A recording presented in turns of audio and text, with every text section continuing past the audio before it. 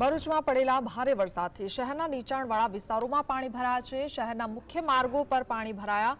જાહેર માર્ગો જાણે બેટમાં ફેરવાયા। ઝાડેશ્વર બસ સ્ટેન્ડથી લઈને સુપ્રસિદ્ધ સ્વામિનારાયણ મંદિર સહિત 15 થી 17 સોસાયટીઓની ચારે બાજુ પાણી જ પાણી જોવા મળ્યું। અનેક સોસાયટીઓમાં પાણી ભરાતા રહીશોએ હાલાકી પણ ભોગવવી પડી।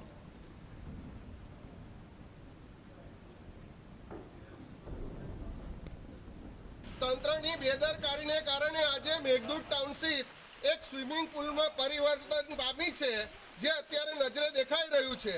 એની સાથે અગાઉ અમે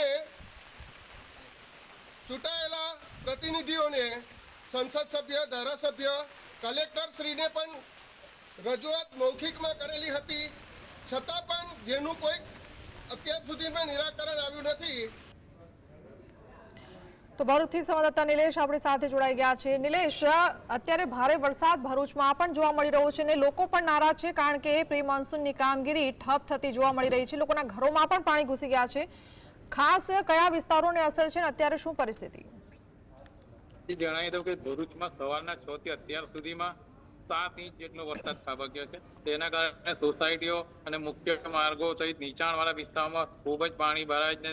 નદીઓ વહેતી હોય એવા દ્રશ્યો જોવા મળી રહ્યા છે। સોસાયટીમાં લોકોને અત્યારે પોતાનો માલ સામાન બચાવવાની પણ મુશ્કેલી પડી રહી। બીજી બાજુ જે દહેજ બાયપાસ રોડ પર આવેલ શ્યામવિલા એપાર્ટમેન્ટની બાજુમાં બની રહેલ એક પ્રોજેક્ટના કારણે પાણી બહુ ભરાયું હોય, તેના કારણે પ્રોટેક્શન વોલ તૂટી પડી હતી।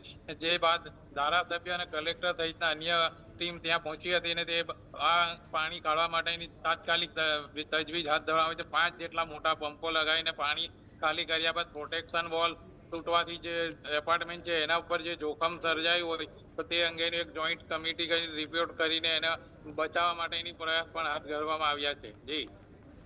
જી બિલકુલ નિલેશ, આભાર।